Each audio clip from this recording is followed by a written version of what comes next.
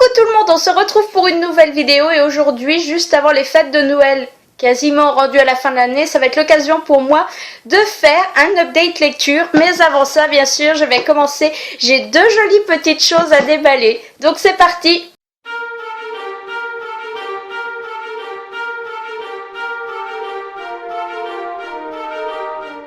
Donc un update lecture. Puisque le dernier datait quand même de mi-septembre, donc ça fait juste 3 mois, donc il y a forcément pas mal de livres, mais comme je les ai lus par à coup, voilà, il y a un moment de temps j'en ai enchaîné 3, après j'ai rien lu pendant 3 semaines,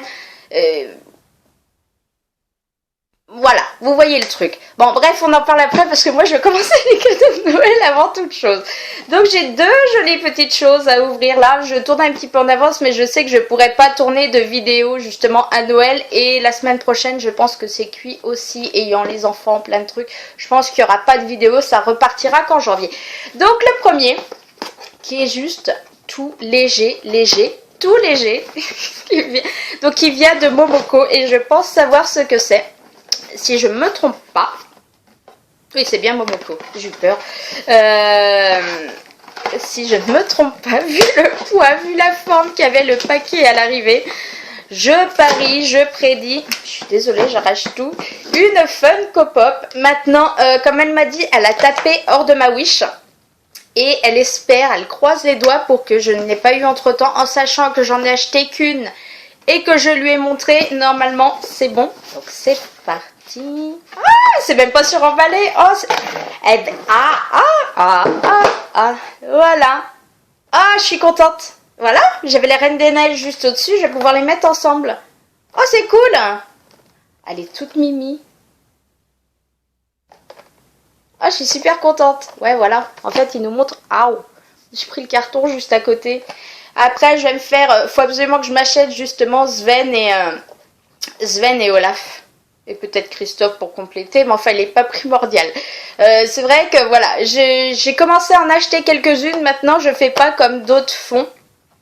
Parce que déjà ça coûte cher, mais je fais pas les séries complètes en règle générale, je prends vraiment des trucs d'appoint qui me plaisent, comme là il y a le petit flash, là je vois au-dessus, faut que j'achète Arrow aussi, faut que j'achète, ah si il y a des troublottes que je voulais aussi, voilà, il y en a plusieurs d'appoint que je veux prendre, donc celle-ci par contre a été juste indispensable et t'as trop bien choisi, puisqu'en ayant Elsa, j'étais quand même obligée d'avoir sa sœur avec. Donc je suis super contente et encore merci ma chérie. Donc là je me doutais un peu ce que c'était. Le deuxième, Amazon d'ailleurs au passage, ça vaut le coup de laisser des messages que vous ne recopiez même pas. Le deuxième en fait vient de Mathieu. Et vu le poids, je pense que c'est un bouquin. Maintenant, c'est pareil, je pense qu'il n'a pas tapé dans ma wish. Je sais pas.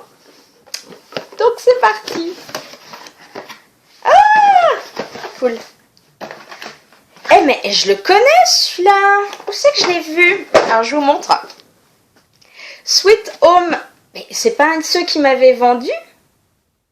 J'ai pas lu les petits mots, comme là il est pas recopié, je l'ai pas relu. Je crois que c'est un de ceux qui m'avait vendu, parce qu'il faut savoir que Mathieu quand même ne lit quasiment pas en VO. C'est en gros son objectif 2016, je crois qu'il nous l'a vendu comme ça. Sauf que par contre ça l'empêche pas d'aller regarder les bouquins. Et de nous en balancer plein, voilà, celui-là il a l'air super, celui-là il a l'air super, et il me semble que celui-là, il me l'avait, ah, je me souviens de la couve, je l'avais mis dans ma wish, donc peut-être qu'il a repris dedans en fait, voilà, c'est une petite nénette qui s'en va en fait, qui veut complètement changer de vie, elle s'en va à Oxford, elle s'en va en Alabama, d'où Sweet Home, non? Et en fait, elle partait pour passer, si je me souviens bien, son année toute tranquille. Et en fait, forcément, c'est new adulte, donc elle va rencontrer un jeune homme. Un peu à la Beautiful Disaster ou un truc comme ça. Ah bah franchement. Mais en plus, c'est de l'auto-édité, il me semble. Ouais, voilà, c'est du new adulte. Hein. Attention, hein. Faut avoir 18 ans, c'est marqué derrière pour le... Ah bah super. Ah bien en plus, voilà. Il est assez aéré, ça j'aime bien. C'est toujours la trouille que j'ai quand j'ai des VO, c'est de voir l'aération ou non, et là c'est totalement le cas. Donc si c'est celui que je pense, de toute façon je vous le mettrai en bas si je me suis totalement plantée en montant la vidéo, mais je suis grave contente, ouais c'est ça. Ah non mais c'est ça. C'est totalement ça. Ah ben j'ai hâte de le lire, surtout que là je suis repartie dans les VO. Donc voilà, j'ai été gâtée par mes choux. J'espère que franchement mes cadeaux leur feront autant plaisir que les leurs. Je croise les doigts, Mathieu, c'est arrivé. Momoko, normalement ça arrive aujourd'hui. Donc merci beaucoup à eux. Bisous bisous. Et maintenant on va passer à la partie lecture. Partie lecture, voilà, vous voyez, j'en ai profité en fait entre temps pour déballer la boîte et les mettre toutes les deux à côté. Elles sont mignonnettes comme tout. Partie lecture, je vous laissais genre, comme je vous l'ai dit, 3 mois. J'avais juste commencé le tome 3 de Rorati Garden. Oui, je me plantais de série entre Lily Bard et tout. Donc le tome 3 de Rorati Garden, à vendre, 3 chambres, un cadavre, donc de Charlène Harris chez J'ai lu. Ça faisait juste un super longtemps que j'avais commencé la série mais que je n'avais pas continué. Et c'est vrai que comme je vous l'avais dit, avec les téléfilms que j'ai vus, les 2 premiers, ça m'a donné envie de me replonger dedans. Donc j'en ai profité pour sortir ce tome 3. Le bilan, c'est que c'est bien passé. C'est du Charlène Harris, donc c'est pas super rythmé. Maintenant, on suit l'intrigue, on suit Aurora, elle évolue aussi dans sa vie personnelle, ça j'aime bien le côté on suit la vie personnelle en plus du reste. Elle a toujours pas de bol, voilà, elle décide qu'elle devient agent immobilier, paf, première maison qu'elle fait visiter, un cadavre. Donc voilà, pour la petite histoire, l'intrigue on va dire thriller qu'on suit un petit peu policière. Ça passait bien, il y avait comme d'habitude des petits indices qui nous laissaient un petit détail, un moment de temps qui laisse en fait entrevoir qui est le tueur.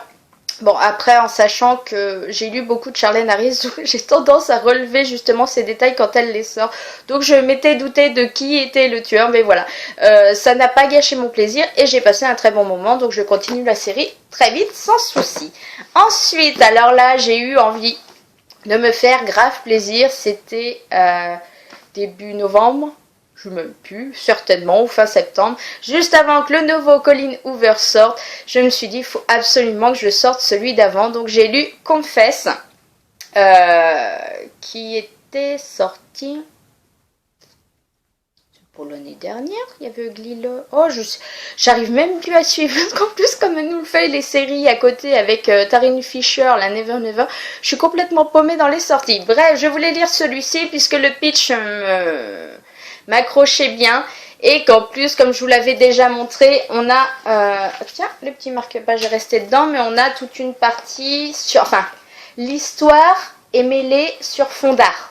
Enfin, vous voyez ce que je veux dire. Il y a quand même un fond d'art. Et en fait, dedans, on a voilà les illustrations en plein milieu du livre en couleur. J'espère que c'est vraiment un truc qu'ils garderont chez Hugo, parce que je pense que c'est eux qui éditeront. Parce que en fait, on les a en noir et blanc au fur et à mesure de la lecture quand on nous en parle dans les chapitres. Maintenant, au milieu, ils en ont profité pour les mettre en couleur. Et je trouve ça, c'est sublime. Je sais pas si je vais arriver à vous trouver. Bon, elle est en noir et blanc toute... Là, voilà. Quand on en a dans le bouquin, elle est en petit format et elle est en noir et blanc. Donc ça rend pas pareil. Le bilan, pourquoi changer un avis qui gagne? Puisque je vais vous faire en gros le même qu'à chaque fois. Colleen Hoover, ça l'a fait. Puissance 10 000. J'ai adoré ce bouquin. Pour l'instant, il se place dans mon top 3. Ah là là, il est du niveau de Ugly Love. Ugly Love, j'ai adoré. Et celui-ci, je place au même niveau. Voilà, en plus comme je vous dis, le fait qu'elle arrive à moi 2 pages, c'est bon, j'étais déjà dedans. Ça c'est ce qui est quand même assez fabuleux avec ces bouquins, c'est que même si je suis en panne livresque, que je sors un Colleen Hoover, 2 temps 3 mouvements, bing, je suis dedans. Celui-ci ne fait pas exception, voilà, donc on va suivre, je mélange tout, c'est voilà, Auburn. Ah, Auburn qui a eu des emmerdes dans la vie. Bref, il me semble qu'il est juste arrivé dans son bled. Ah ouais, si, ça commence à la désormais. Et bref, elle cherche un boulot et un jour elle va passer devant une galerie et elle va voir justement qu'il y a plein de confessions de personnes affichées, voilà, et qui cachent tout l'intérieur de la galerie. Et elle va rentrer et en fait elle va rencontrer Owen qui est l'artiste peintre. Et la particularité d'Owen, c'est qu'en fait il fait ses tableaux en s'inspirant de confessions que personne lui laisse anonymement. C'est-à-dire que voilà, il y a des personnes qui vont laisser par exemple, je m'en veux car j'ai trompé mon mari avec son frère et qu'en fait notre fils n'est pas le sien. Voilà, dans ce genre-là. Et certaines confessions vont l'inspirer, il va faire des tableaux dessus. Après, il y a tout un arrière, parce que Colleen Hoover, c'est jamais aussi simple que ça semble l'être au premier abord. Mais voilà, ce qu'il y a, c'est que je l'ai... Il a fait à peine plus de 24 heures, je l'ai dévoré et je sais que voilà, je le relirai parce que j'adore totalement. Mon avis n'est pas encore publié, je suis en mode brouillon, je vous publie ça vite, mais il vaut franchement le coup. C'était un immense coup de cœur pour changer.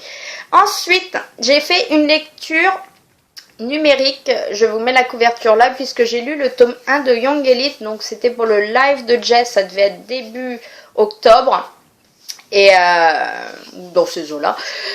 Et en fait, je l'avais pas fini pour le soir du live, mais en plus, j'étais même pas à la maison. Donc comme ça, voilà.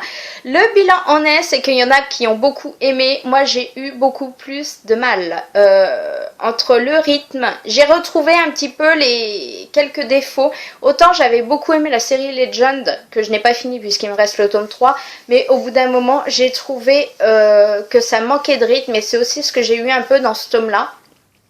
L'histoire de fond était pas mal. Maintenant, les personnages, surtout le personnage principal qu'on suit, dont j'ai complètement paumé le nom comme d'habitude, j'ai pas réussi à m'attacher à elle. Elle m'a agacée par ses attitudes, par ses réflexions. Il y a des moments où je l'aimais bien, mais les trois quarts du temps, elle m'a quand même agacée. Voilà, c'est... non. En gros, ce que je vais vous dire, je vais pas vous en dire plus, mais lecture très mitigée et je doute même de lire la suite. Donc voilà, je pense que j'ai tellement de trucs vachement plus sympa qui me conviendrait mieux ici que je vais laisser tomber cette série. Donc là, ça l'a pas fait.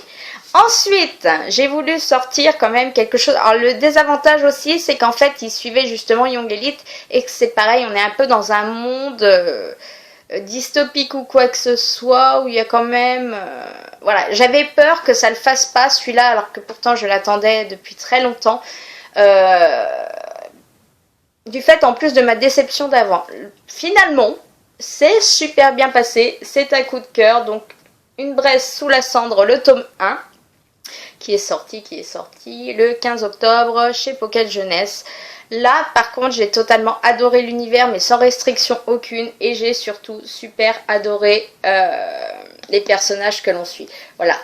Leia, Elias, ça l'a totalement fait. En gros, on est dans un monde où il y a eu une guerre et on s'est retrouvé avec la population scindée en deux parties. Vite le pitch, d'un côté les soldats, donc les martiaux, et de l'autre, on va dire, les intellectuels, quoi. En gros, c'est ça, hein, ceux qui ont la culture. Voilà, sauf que l'élite, donc les martiaux, le top du top des martiaux, qui ont une école bien spécifique, ils ont carrément pris le dessus sur les autres et en gros, ils les ont réduits en esclavage. Voilà, ils les traitent comme des moins que rien. Et là-dedans, ben, on a quand même Leia qui va vouloir sauver son frère, donc qui va se retrouver à aller dans cette école en tant que servante. Et de l'autre côté, Elias qui est le top du top du top du top de cette école, qui lui n'en peut plus de cette vie, voilà, de massacre, et que ça paraisse tout naturel à tout le monde, ça, il en peut juste plus. Et l'un dans l'autre, ils vont se rencontrer et ils vont vouloir s'aider, enfin voilà. Je vous en dis pas plus parce qu'il est vraiment à découvrir. Ça se lit tout seul, c'est une belle briquette quand même de plus de 500 pages, mais ça passe juste tout seul et c'est un bonheur à lire. J'ai essayé d'embrayer un petit peu parce qu'autrement on est encore parti pour 3 quarts d'heure. Ensuite, là je vais passer vite aussi puisque en gros c'est une lecture mais relecture puisque je me suis fait le tome 1 des Infernal Devices, donc Clockwork Angel, qui est la version manga, enfin roman graphique du tome 1 de la série du même nom. Donc pour me rafraîchir les idées avant de sortir le tome 3, je me refais le reste de la série en version graphique, en version graphique. Donc là c'est bien passé et j'avoue que je suis vraiment c'est vachement bien parce que vous passez genre pas longtemps dessus, 1h30, 2 heures, et ça vous replace vraiment les éléments. En plus, je trouve que les représentations des personnages sont assez fidèles à ce que je m'attendais à y trouver. Donc c'est vraiment passé tout seul. C'est en anglais parce que c'est pas édité en français. Maintenant, ça se lit vraiment super bien. Pour peu qu'on soit un petit peu habitué à l'anglais ou même qu'on ait lu les livres, je pense que c'est vraiment pas mal pour se rafraîchir les idées. Ensuite, j'ai succombé à cette tentation puisque je me suis fait le nouveau Slash qui était sorti sorti au mois d'octobre, si je me souviens bien, et il me tentait trop celui-là. Parce que d'un côté, on a un pasteur, c'est pas un prêtre, on a le pasteur, et de l'autre côté, on a le tatoueur. Et qui en fait vont flécher l'un sur l'autre, et bon, comme les slash, hein, leur histoire va commencer, mais là c'est quand même super compliqué. Donc c'est en théorie le tome 4 de Tucker Spring, mais qui nous ont sorti en numéro 2 chez Milady. Le bilan, c'est que ça s'est lu en pas 24 heures, c'est toujours aussi addictif. Voilà, pour l'instant, je n'ai pas de déception avec les 3 ou 4 que j'ai lus de chez eux. Ça passe toujours super bien. C'était mignon comme tout, mais en même temps, je trouve que voilà, celui-ci, il apporte vraiment plus que les autres dans le sens où il y a vraiment, on fait pas que la romance, on s'attarde aussi justement sur déjà la position de l'église par rapport à ça. Après, en plus, notre tatoueur, c'est même pas qu'il est plus croyant, voilà, enfin, il a tout à vécu qui fait qu'en plus, il est athée. C'est super compliqué pour leur histoire, mais on prend aussi en compte le fait, voilà, des jeunes qui avouent leur homosexualité et que les parents rejettent complètement parce que c'est contre ce que Dieu dit, enfin voilà. Et c'est vraiment passé tout seul, et je trouve qu'en plus il apporte une réflexion vraiment profonde sur le sujet, voilà, par rapport à ce côté église et tout, et ça, pour ça c'était vraiment très sympa. Maintenant c'est pas non plus le livre de l'année, la grande révélation, mais c'était vraiment très bien, donc je vous le conseille vraiment. Ensuite, une petite lecture VO là aussi pour le live, puisque j'ai lu Life Unaware, donc la VO de Blacklisté, et que j'ai beaucoup aimé. Voilà, voilà. Autant j'ai eu des gros blancs où je n'ai pas lu, mais quand j'ai sorti certaines lectures, c'est vraiment passé tout seul. Donc là, on est au lycée, au collège, enfin au collège chez eux, donc au lycée chez nous, et on va suivre Egan, qui est une fille qui a tout pour elle, qui est comment vous dire, qui voilà, est dans l'élite. Je me demande si elle a pas le meilleur petit copain ou un truc comme ça. Enfin, non, elle ne doit pas avoir de petit copain. Bref, les filles plus en vue, sauf qu'un jour, en fait, ces messages personnels qu'elle échangeait, le bitching un petit peu qu'elle faisait avec ses amis, eh bien, elle va se retrouver complètement balancée à la vue de tous. Et qu'elle va passer, mais en l'espace de 5 minutes, de la fille la plus adulée à la paria du lycée, que tout le monde maltraite un petit peu, que les gens, de qui les gens se foutent, voilà, elle va quand même, elle va passer de la princesse à celle qui vit l'enfer le plus complet, et je vous avoue que ça prend quand même au trip quand on suit ça avec elle, parce que dans un sens, on le reconnaît tous, on a tous bitché plus ou moins, voilà, des fois c'était vraiment pensé, des fois c'était sur un coup d'énervement, mais voilà, et elle se retrouve dans cette situation, alors qu'en plus c'était pas la seule, elles étaient en discussion à 3, mais il y a que son nom qui est ressorti, et c'est vrai que voilà, donc on suit tout ça, la descente un petit peu aux enfers, comment remonter jusqu'où, enfin c'est totalement une lecture qui en apprend aussi beaucoup sur le sujet, mais qui reste aussi accessible, soft dans le sens où on vous sort pas des grandes phrases, des grandes théories, des grands machins, qui reste un petit peu réel. Voilà, moi c'est cette sensation-là que j'ai eue,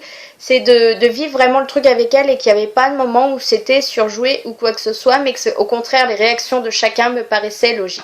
Donc voilà, une très bonne découverte que je vous recommande aussi là-dessus. Et comme je vous dis, la version, je vous la mets là, mais la version française est sortie chez Hugo, pour changer, c'est pour ça. Là, ils avaient gardé à peu près l'esprit, mais non, ils nous ont foutu du noir dépressif à la place du joli vert éclatant. Bref, c'est Hugo.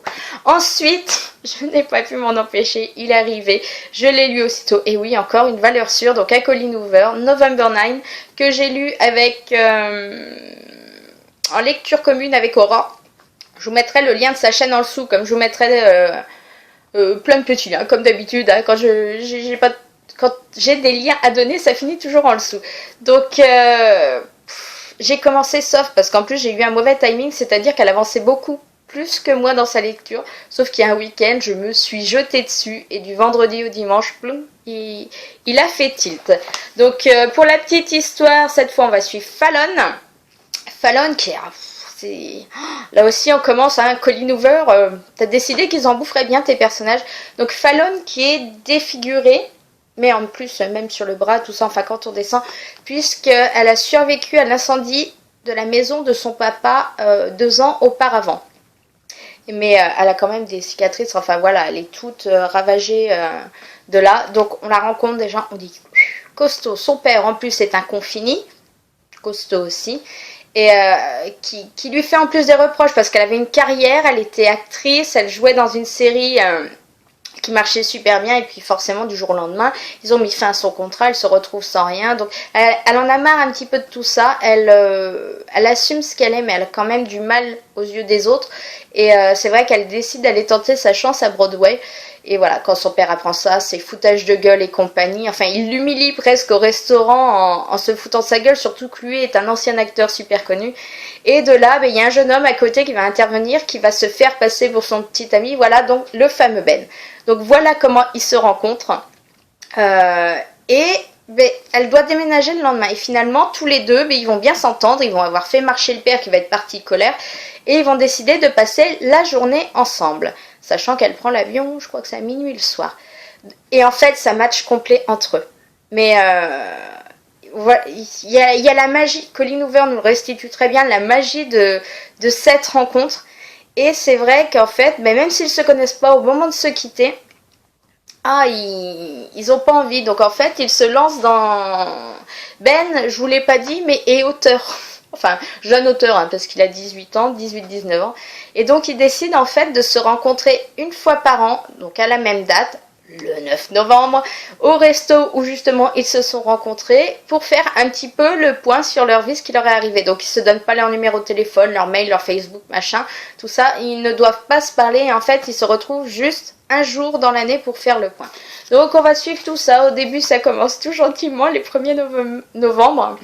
Et c'est vrai qu'après les choses se compliquent. Je ne vous en dis pas plus. On a une révélation juste énorme comme c'est souvent le cas. Maintenant je sais que certains n'ont pas adhéré follement, on va dire que pour eux c'était trop, ou que c'était... C'est un Colleen Hoover qui est quand même très noir. Voilà, on est un peu dans le... Enfin, il n'est pas entièrement noir, mais on est un peu dans le style d'Hopeless pour les révélations, quoi que ce soit. Il y a quand même des révélations qui sont très dures ou quoi que ce soit, et beaucoup de quoi que ce soit, encore une fois. Et c'est vrai que je peux comprendre qu'on n'adhère pas totalement au choix d'écriture de l'auteur. Maintenant, moi, ça n'a pas été le cas. J'ai complètement adoré. J'ai été traumatisée. J'ai pleuré, mais comme une folle. Encore une fois. Bref, c'est un magnifique giga coup de cœur. Encore une fois. Et je vous recommande, hein, si vous lisez en VO, allez-y. Si vous avez envie de lire en VO, vous pouvez aussi y aller parce que les Colleen Hoover, on reste assez dans le soft et ça se, enfin dans l'écriture simple et ça se lit super bien. Donc pour peu que vous ayez un peu de base, vous allez chercher quelques mots, mais ça va quand même super bien passer. Et sinon, attendez-le, je suis désolée. Je pense chez Hugo et j'espère... Oh là, SOS Hugo, arrêtez votre carnage de couverture. Hein. Je ne dirai jamais assez, mais alors ça, je crois que tant que ça n'aura pas changé, je ne pourrai pas m'empêcher de le sortir. Ensuite, je me suis fait Cité 19 de Stéphane Michaquin. Avant Montreuil, parce que voilà, j'avais envie de le découvrir. Ma chronique est publiée. Si vous l'avez lu, vous verrez que de toute façon, j'ai adoré. J'aimais beaucoup déjà l'histoire de départ. Voilà, cette jeune fille qui est sûre que son père n'est pas mort alors qu'on lui dit qu'il l'est, qui part à sa recherche et qui se retrouve carrément plongée 150 ans en arrière. On sait ni pourquoi ni comment. J'ai beaucoup aimé. Le rythme, il est vachement bien. Ouais, super original, le rythme il est vachement bien. Non, le rythme est bien mené, c'est vrai qu'au bout d'un moment je me lassais un peu. Maintenant l'auteur est tellement doué qu'il nous fout un... Il nous retourne le cerveau en 2 temps 3 mouvements sur une révélation qu'on n'avait pas vu venir. Et là on est là. Et on suit jusqu'à la fin.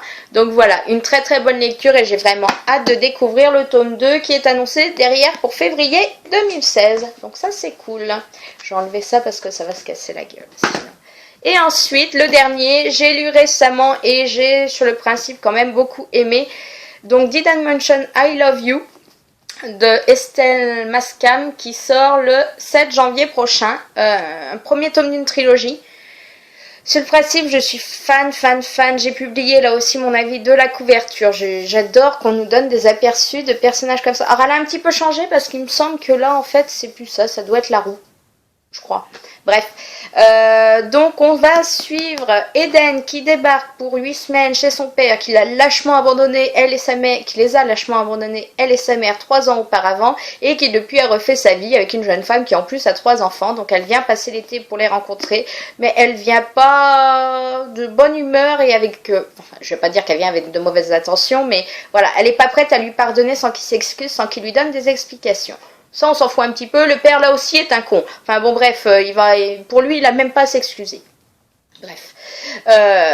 Et d'un autre côté, elle va rencontrer donc cette famille, dont ce jeune homme, Tyler, qui a 1 an de plus qu'elle, et qui est le bad boy type, c'est-à-dire qu'il ne fait que jurer, boire, sortir, se droguer, insulter les gens. Il a tout bon, mais en même temps, il a une belle gueule. Donc déjà, ça aide un petit peu, et forcément, patati patata, au début, ils s'entendent pas, on avance dans le cheminement. Bon, histoire un petit peu logique, ils vont finir par craquer, enfin, elle va craquer complètement sur lui, donc les choses vont se compliquer, parce que c'est quand même son demi-frère. L'histoire de fond, j'ai beaucoup aimé. Ce que je peux vous en dire, c'est que j'ai quand même eu un petit souci dans le sens où l'auteur nous rabâche à longueur de temps. Mais quand même, tu es mon demi-frère. Enfin voilà, ils n'ont pas de lien de sang pour moi. Je suis désolée, c'est pas la relation la plus simple. Mais c'est quand même pas aussi compliqué que s'ils avaient été élevés ensemble ou quoi que ce soit. Je pense que Forbidden ou un truc comme ça ou... tout ça, ça m'a... Voilà, parce que là, on était dans l'inceste quand même pur. Ça, c'était hautement perturbant. Là, j'ai envie de dire, ils se connaissent ni d'Adam ni d'Ève. Donc, moi, ça m'a pas vraiment posé de soucis, leur relation. Mais visiblement, à Eden, ça lui en pose énormément. Donc, voilà. Ça, sinon, l'histoire se lit toute seule. C'est vraiment de la lecture qui file, qui est agréable, et voilà. Et peut-être, je pense, le jeune âge de l'auteur que moi, j'ai ressenti dans sa façon d'écrire, parce qu'elle devait avoir 16 ans ou quoi que ce soit quand elle a écrit. C'est pas tout au long de la lecture, mais il y a des petits moments, des petites réactions ou quoi que ce soit, où on se dit merde, ça manque un peu de maturité, même si ce sont des ados de 16 et 17 ans. Dans la réflexion autour, sortie des dialogues, ça méritait un peu plus, et aussi le fait d'être un peu plus approfondi. Maintenant, je pense que ça a le temps de venir avec les 2 tomes suivants, que j'ai bien sûr hâte de découvrir. Donc voilà pour mes lectures passées. Mes lectures en cours, je suis en train de lire le sublime Archer's Voice.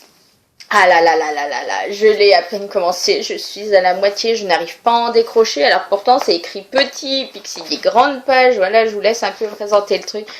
Lecture VO, donc, qui sortira là aussi chez Hugo, décidément, c'est un update lecture spécial Hugo, avec une couverture complètement gâchée, et puisque je suis mauvaise, je vais carrément vous l'afficher là. Voilà. Donc c'est du transitoire soi-disant, sans déconner. Les mecs, arrêtez la picole pour Noël et puis gardez ça. Voilà, vous mettez Hugo en bas ou là, comme vous le faites d'habitude, mais gardez ça, les couleurs, les teintes, la découpe, tout est tellement bon que voilà, faut pas changer. Sinon, mon avis sur le livre, rendu à la moitié, je kiffe comme une grosse malade. La petite histoire, c'est qu'en fait, on a Brie qui débarque dans une petite ville après avoir fui, il me semble que c'est New York, après avoir vécu quand même un traumatisme là-bas. Et ça, dès le début, on sait que son père s'est fait tuer.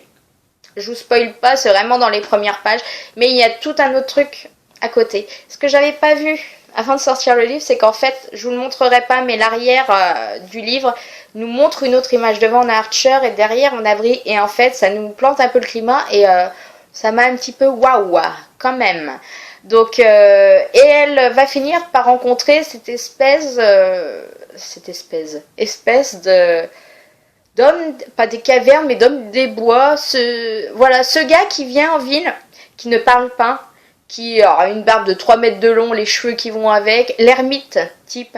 Et en fait, elle va... Donc forcément, quand elle va en parler, vous pensez bien à la petite ville, tout le monde, ah oui, mais c'est Archer, hey, patati patata, il est un peu simpleur. Enfin, bon, chacun a son opinion, personne ne le connaît, mais tout le monde se fait une opinion sur lui. Et donc, voilà, on va suivre, en fait, ils vont se découvrir, ils vont devenir amis.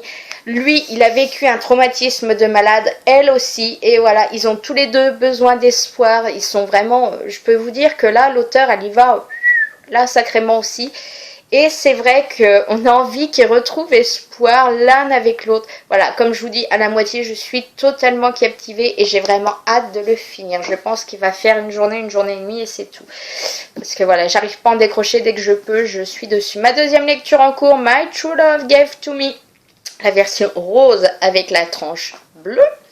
Je l'avais commencé l'année dernière, je l'ai repris dès le début. C'est une collecte de... collecte. Un livre de 12 petites nouvelles écrites par des auteurs différents. Donc voilà, on a Holly Black, Ali Carter, Gail Forman, Jenny Han, beaucoup de monde, Stephanie Perkins, Rainbow Rowell, voilà. Ils ont écrit chacun une petite nouvelle sur le thème de Noël, de ces petits amours, de ces petits machins-là. Donc j'ai repris parce que j'avais commencé à prendre des notes mais pas vraiment sur ce que j'avais lu l'année dernière. Donc là je le reprends en faisant mes notes et je vous en reparlerai qu'une fois que j'aurai fini tout, puisque en fait je me lis une nouvelle et après j'alterne avec d'autres lectures. Mon autre lecture en cours qui est pour l'instant en pause, Comment j'ai arrêté de consommer, écrit par Frédéric Mars. Je l'ai reposé parce que c'est super instructif, c'est super intéressant, j'adore. Le problème, c'est que nous montrer comment on gaspille trop de sous à acheter des merdes alors qu'on est en période de Noël. C'est pas bon, je suis en train de culpabiliser, donc je l'ai laissé de côté pour le moment et je le reprends très vite après, une fois les fêtes repassées, et je vous en reparle à ce moment-là. Mes lectures à venir, on passe vite fait dessus, je lirai, je pense, oui c'est prévu justement, Dumpling, avec Jess, parce qu'il me semble qu'elle va l'avoir pour Noël. Vive la surprise, c'est Jess qu'elle va avoir pour Noël. Mais voilà, je l'ai acheté il y a pas longtemps, je veux le lire, donc elle veut qu'on le lise ensemble, donc ça me va très bien. Donc, qui est une future sortie Michel Lafon, donc justement je vous en reparlerai dès le mois de janvier. Ensuite je lirai toujours en lecture commune, mais cette fois avec Mathieu et Momoko, donc Captive, les nuits de Scheherazade, qui est sorti il n'y a pas longtemps, que je vous ai déjà présenté chez Hachette. Donc on doit se faire ça entre un peu avant le 1er de l'an, il me semble, hein, pendant que Mathieu sera dans le train en train de monter.